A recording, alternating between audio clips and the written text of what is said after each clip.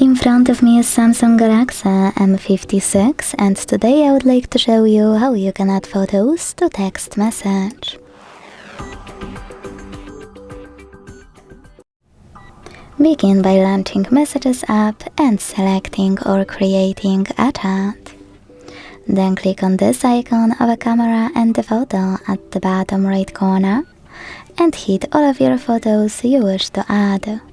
If you can't find them here, select Photos. Over here, click on any photo you wish to attach and do exactly the same with all the other ones you need. Thanks so much for watching. If you enjoyed this video, don't forget to leave a like, comment and subscribe.